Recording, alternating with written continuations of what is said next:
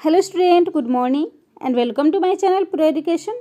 तो आज है 10 नवंबर और मैं लेकर आई हूँ आज के करंट अफेयर का मोस्ट इम्पॉर्टेंट क्वेश्चन, जो बहुत ही सेलेक्टिव क्वेश्चन है और आने वाले सारे एग्जाम्स के लिए मोस्ट इम्पॉर्टेंट है। तो अगर मेरा वीडियो आप लोग को अच्छा लगता हो तो मेरे चैनल को सब्सक्राइब जरूर कर लीजिएगा और बेल आइकन प्रेस कर लीजिएगा ताकि आने वाले वीडियो का नोटिफिकेशन आपको मिल सके। तो चलिए शुरू करते हैं आज के करंट अफेयर का फर्स्ट क्वेश्चन।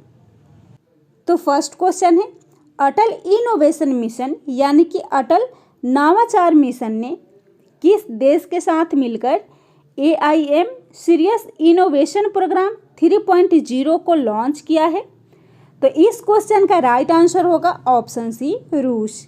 यानी कि रसिया के साथ मिलकर अटल इनोवेशन मिशन ने AIM सीरियस इनोवेशन प्रोग्राम 3.0 को लॉन्च किया है और यह AIM Sirius innovation program 3.0 Bharat और रूसी स्कूली बच्चों के लिए 14 दिनों तक चलने वाला एक वर्चुअल प्रोग्राम है और इस कार्यक्रम के दौरान लगभग 48 छात्र और 16 शिक्षक और संरक्षक कोविड-19 महामारी के मद्देनज़र क्षेत्रों की एक विस्तृत श्रृंखला में वैश्विक चुनौतियों का सामना करने के लिए 8 ऑनलाइन उत्पादों और मोबाइल एप्लीकेशन को विकसित करेंगे।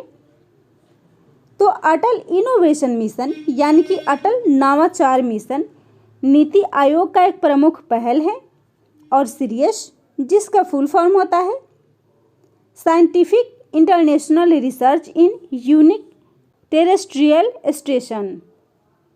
तो इस क्वेश्चन में बात हो रही है रूस की, जिसकी राजधानी है मॉस्को। प्रधानमंत्री हैं मिखाइल मिशुस्टिन, राष्ट्रपति हैं व्लादिमीर पुतिन, करेंसी है रशियन रूबल और रूस ने हाल ही में MGTD-20 गैस टर्बाइन 3D का सफल परीक्षण किया है और कोविड-19 वैक्सीन स्पुतनिक V को सफलतापूर्वक रजिस्टर करने वाला विश्व का पहला देश रूस है। अगला क्वेश्चन है, मछुआरों की आजीविका में सुधार के लिए परिवर्तनम योजना का शुभारंभ किस राज्य में किया गया है? तो इस क्वेश्चन का राइट आंसर होगा ऑप्शन डी, केरल। तो हाल ही में केरल में मछुआरों की आजीविका सुधार के लिए परिवर्तनम योजना का शुभारंभ किया गया है और इस योजना का उद्देश्य समुद्र तट के किनारे युवाओं के आजीविका कौशल में सुधार करना और मछुआरा समुदाय के सामाजिक आर्थिक उत्थान को सक्षम बनाना है और यह योजना साफ और ताज़ा मछली उत्पादनों के प्रसंस्करण और विपणन को बढ़ावा देगी। इस योजना को शुरू किया गया है केरल में। राजधानी है तिरुवनंतपुरम, मुख्यमंत्री हैं पिनराई विजयन, राज्यपाल हैं आरिफ मोहम्मद खान और भूमि सुधार कार्यक्रम को पहली बार केरल में लागू किया गया था। केरल में आदिवासी समुदायों को स्वच्छ और पौष्टिक भोजन प्रदान करने के लिए सुरक्षित खाद्य वन योजना शुरू की गई थी और केरल, जिसे मसालों का बगीचा कहा जाता है, और केरल में हाल ही में दलित पुजारी की नियुक्ति की गई है और राज्य में सब्जियों के लिए आधार मूल्य निर्धारित करने वाला यह देश का पहला राज्य है। कोविड-19 में तिरंगा पहल और आयु रक्षा क्लिनिक को शुरू किया गया था।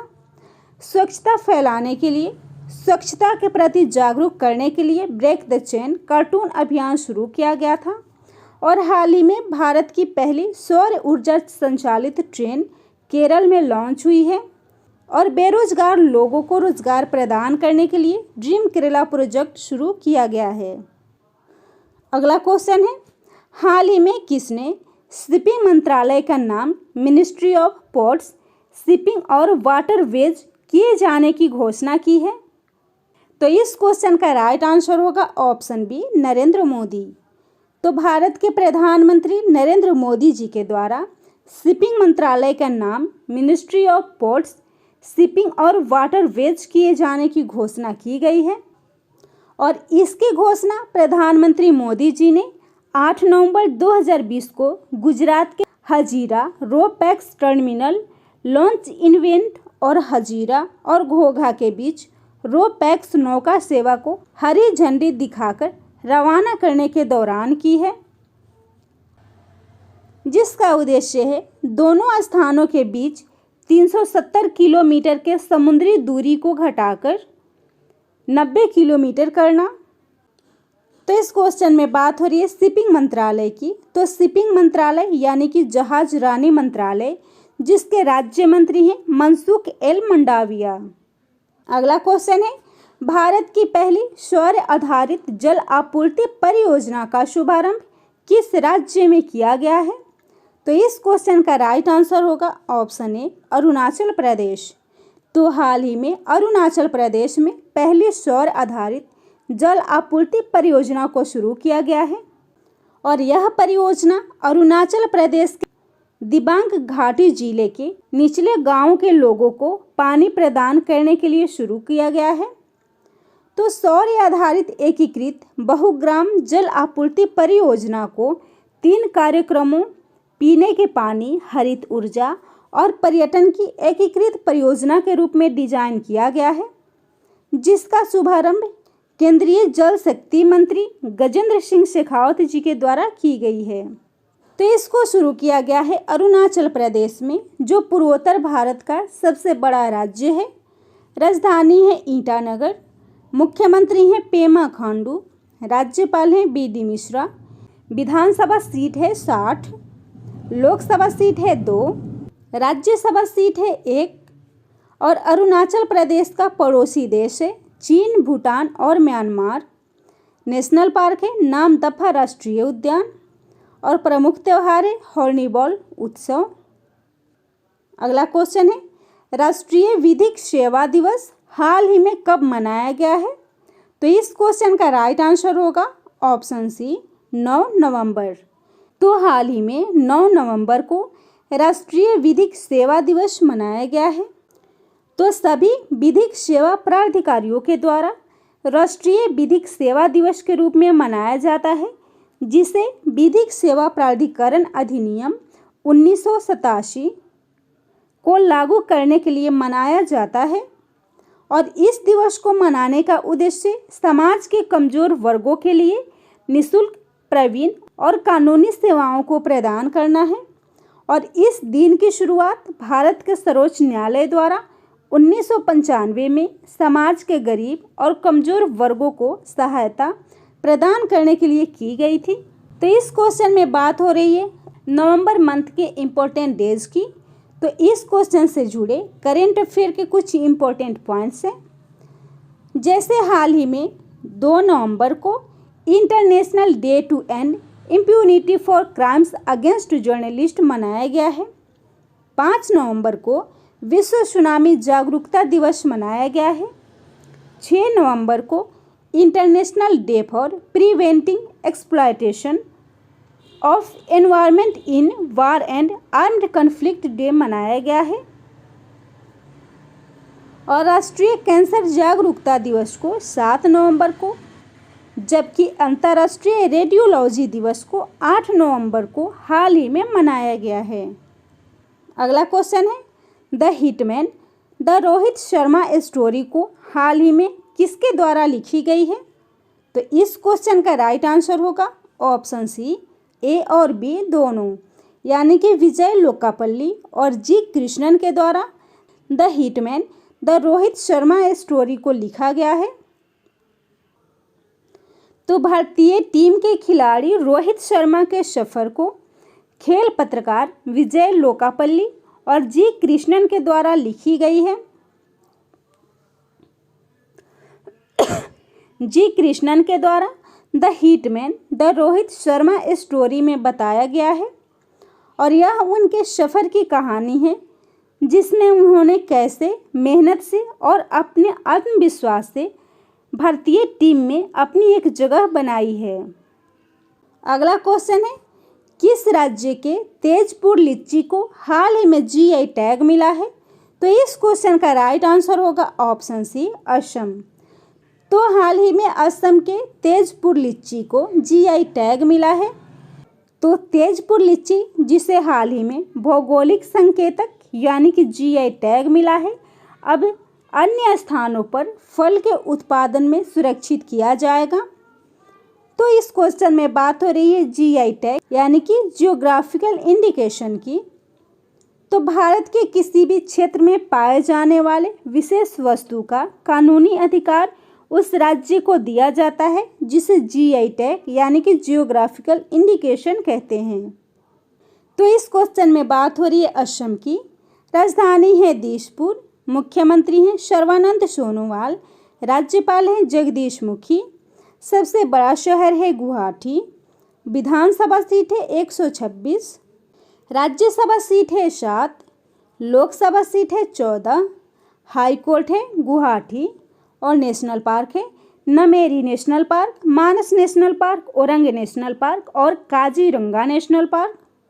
और असम की हाल ही में लॉन्च योजनाएं हैं मुख्यमंत्री ग्राम्य परिवहन अचौड़ी योजना, और हाल ही में मैनहोल सफाई के लिए पूर्वोत्तर भारत का पहला रोबोट बैंडिकूट को असम में लॉन्च किया गया है। हाल ही में अरुणोदय योजना शुरू की गई है जिसका उद्देश्य है आर्थिक रूप से कमजोर महिलाओं को सशक्त करना।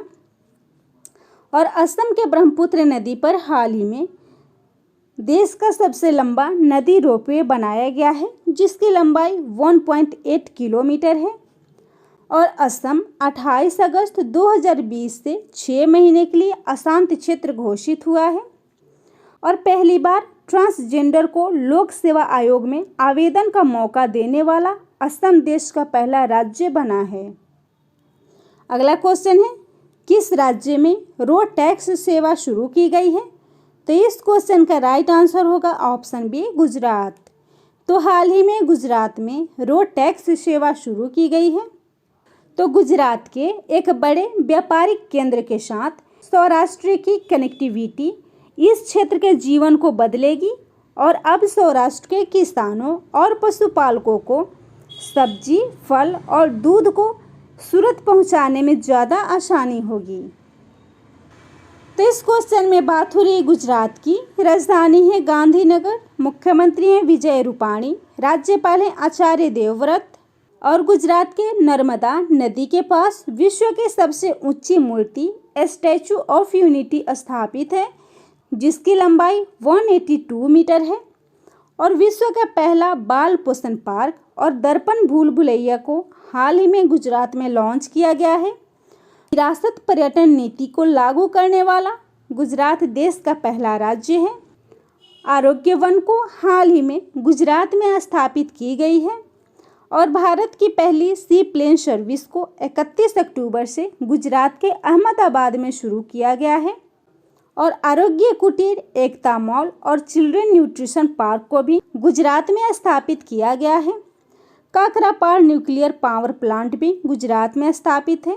भारत की पहली रेलवे यूनिवर्सिटी गुजरात के बड़ोदरा में स्थित है और सोलर रूफटॉप स्थापित करने वाला यह देश का पहला राज्य है।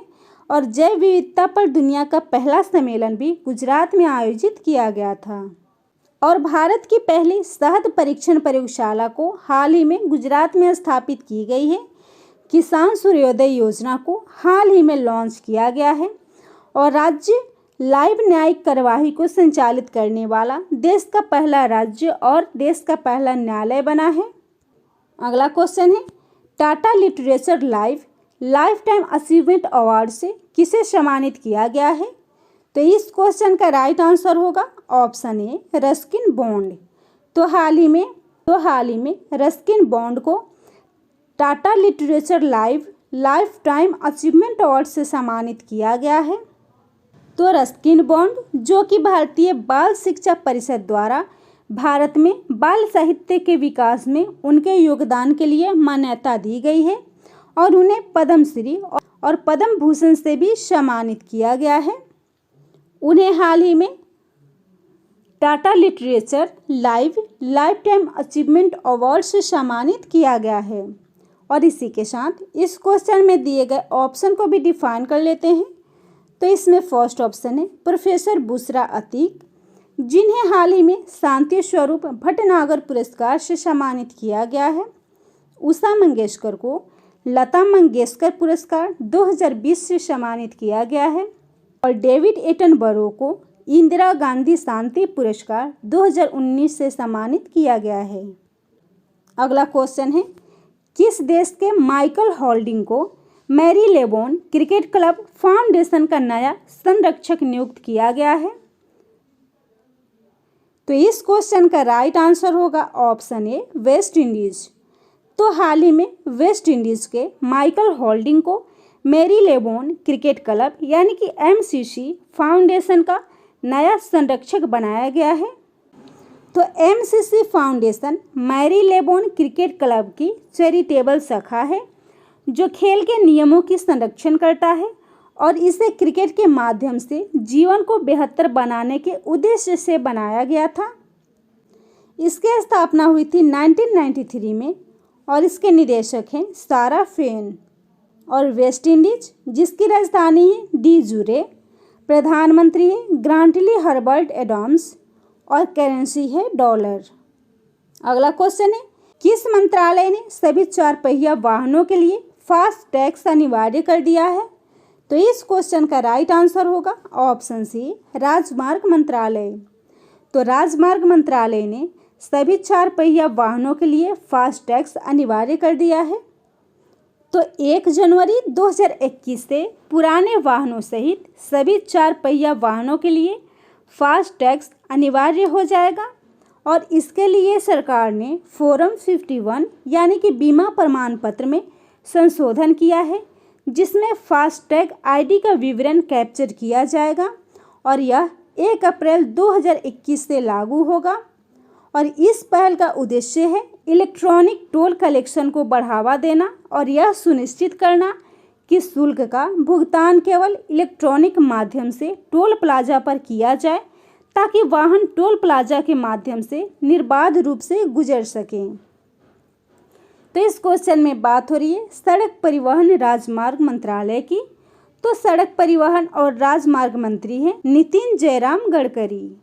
अगला क्वेश्चन है, भारत के सबसे लंबे single lane motorable suspension bridge का उद्घाटन किस राज्य में किया गया है? तो इस क्वेश्चन का राइट आंसर होगा ऑप्शन डी, उत्तराखंड। तो हाल ही में उत्तराखंड में भारत का सबसे लंबा single lane motorable suspension bridge का उद्घाटन किया गया है और इस ब्रिज को उत्तराखंड के विश्व प्रसिद्ध टिहरी झील पर बनाया गया है जिसका नाम डोबरा चांठी मोटरेबल झूला है। और यह डोबरा चांठी पुल देश का सबसे लंबा सस्पेंशन पुल है जिसकी लंबाई 725 मीटर है और इसमें 440 मीटर सस्पेंशन ब्रिज है।